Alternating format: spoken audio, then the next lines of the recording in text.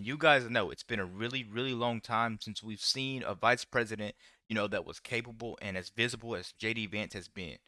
He could articulate himself very well, and he knows how to insert himself into problems so he could solve them.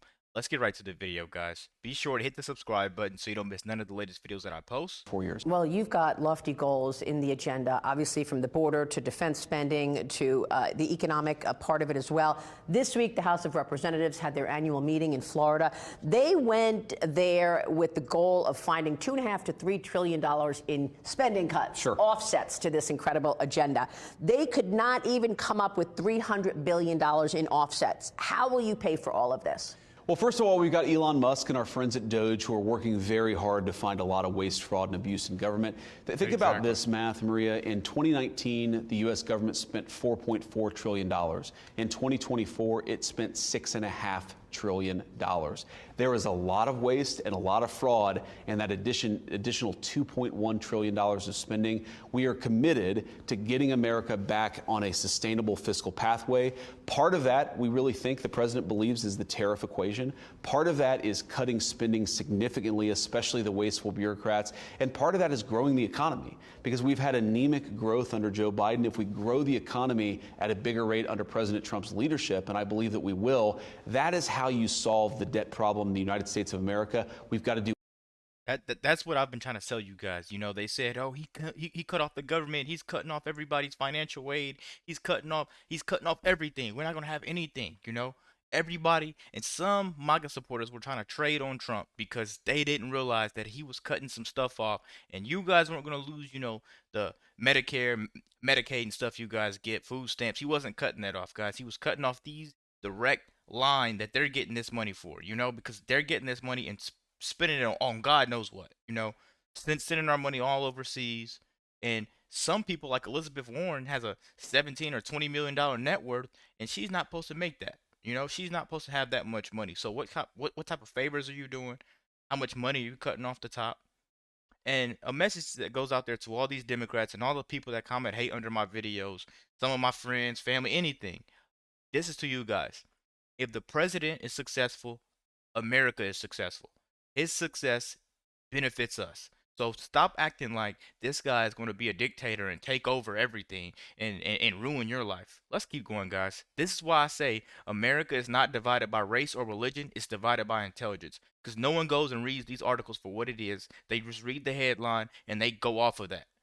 I'm sorry. I'm getting a little angry about it, but that's how I feel. Let's keep going, guys. JD Vance. Do all three of them, and we're committed to doing it. Do you think you can get back to pre-COVID level spending? I mean, is it time to start cutting into the mandatory spending? So, first of all, the mandatory spending number includes, of course, Social Security and Medicare, which the president has committed that he's going to protect for our seniors. It also includes some programs that have nothing to do with Social Security and Medicare. And certainly, we're going to look at all of these programs, protect people's benefits, but make sure that we're being a good steward of America's tax money. That's an important part of our job.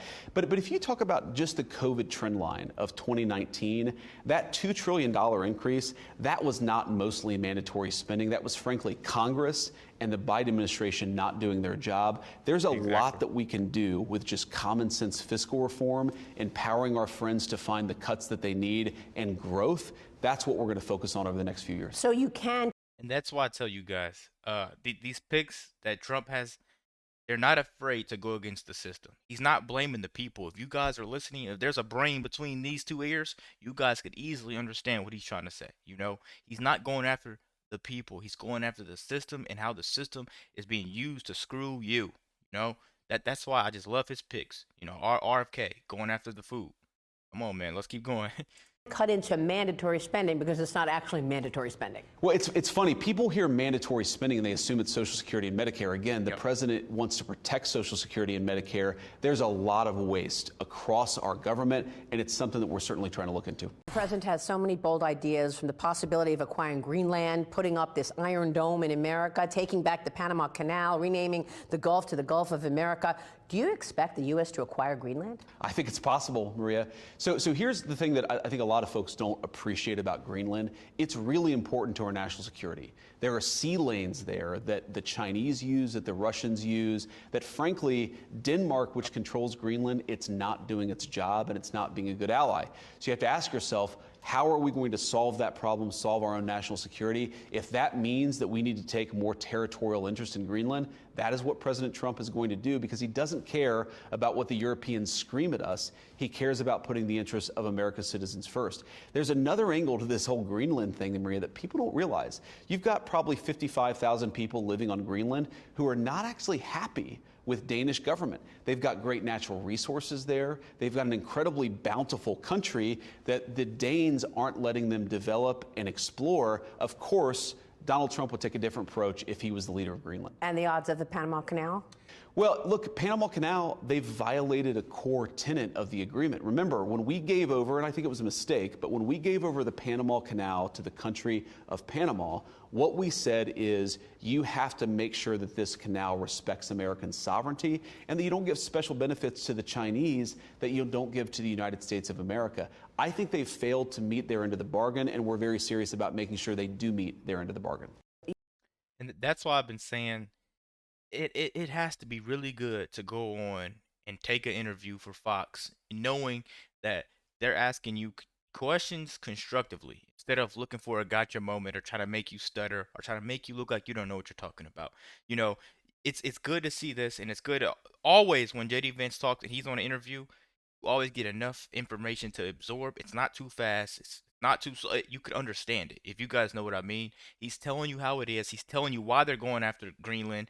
You know, he's telling you how Denmark is screwing them. If you just listen to JD Vance, you know, it's just great to have a vice president where you could understand, you could know that they have a plan. You know, you could understand that they have a plan. Let's keep going, guys. You're one of the youngest vice presidents that we've ever seen in the history of our country. Yep. Are you expecting to run for president in 3.5 years? Oh, Maria, you're the first person who's asked me that. And I'd say that we've not thought a lot about politics in the last 6 months. We've thought about getting the American people's business done. Exactly. We'll see what happens come 2028. But the way that I think about this is the best thing for my future is actually the best thing for the American people, which is that we do a really good job over the next 3.5 years. So we'll cross the political bridge when we come to it. I'm not thinking about running for president. I'm thinking about doing a good job for the American people. And I think the best way to do that is to make sure that President Trump is a success. And how?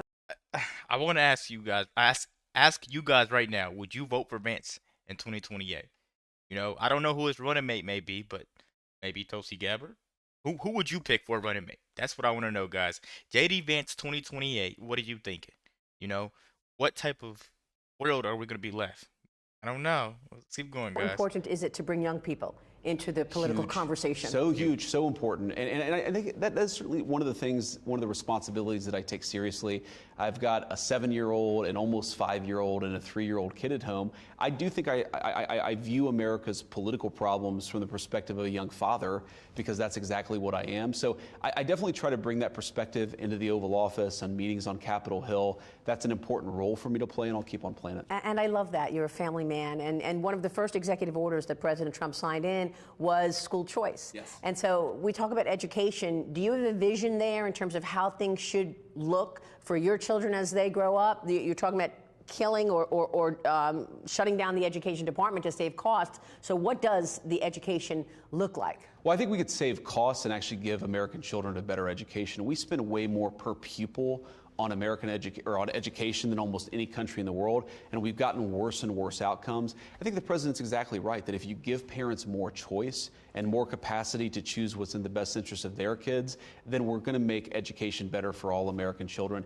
It's really weird to me, actually, that so many politicians, they send their kids to private schools, but then they want to deny that opportunity to the families of poor children or middle-class children. My attitude is anything that's good enough for my kids, I want to give all Americans those opportunities. And that's exactly what the president's school choice policy aims to do. Wow, guys, to have such an intellectual person by your side for 4 years is great. It's going to be great for Trump, and it's also going to benefit JD Vance, you know, because he's going to learn how to run this country if he runs in 2028. I'm really glad that he's not focused on next 4 years. He's focused on these 4 years as they come, you know, for Americans. He's putting us first before he puts his big ideas for wanting to be president in 2028. I really, really appreciate that. Be sure to like, comment, subscribe if you're new. And as always, let me know what to react to. We're out.